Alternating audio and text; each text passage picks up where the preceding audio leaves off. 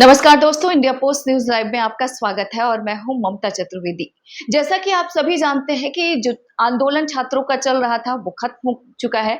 अब इसके बाद सरकार क्या करेगी, तो आपको बता दें कि सरकार सोमवार को महत्वपूर्ण बिल लाने जा रही है।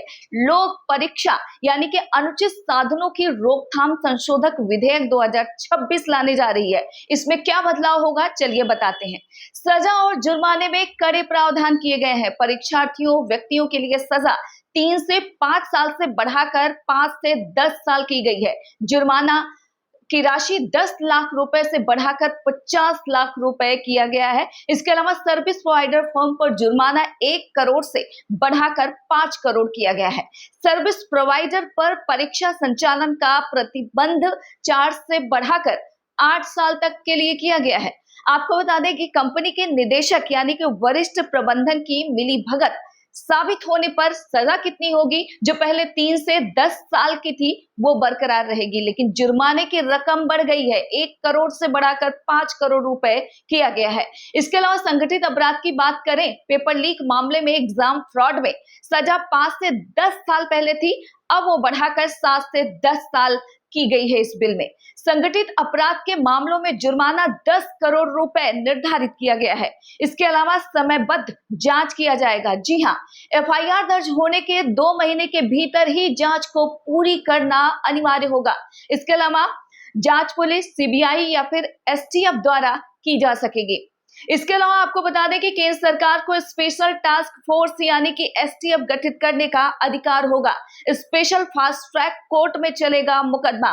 राज्यों और केंद्र शासित राज्यों की अगर बात करें तो राज्यों और केंद्र शासित राज्य में स्पेशल फास्ट ट्रैक कोर्ट गठित किए जाएंगे ताकि मामले की जल्द से जल्द सुनवाई हो सके। मामलों की डे टू डे सुनवाई इस नए बिल के बाद होने लगेगी। चार्जशीट दाखिल होने के 3 महीने के भीतर ही ट्रायल को पूरा करना अनिवार्य होगा। मामलों की पैरवी के लिए स्पेशल पब्लिक प्रोसिक्यूटर नियुक्त किए जाएंगे। इसके साथ ही अपील की नई व्यवस्था शुरू हो जाएगी। फास्ट ट्रैक कोर्ट के फैसले के खिलाफ अपील हाई कोर्ट की 2 जजों की डिवीजन बेंच में ही किया जा सकेगा। फैसला आने के 30 दिनों के भीतर यानी कि अधिकतम 90 दिन के अंदर अपील दाखिल करना अनिवार्य होगा।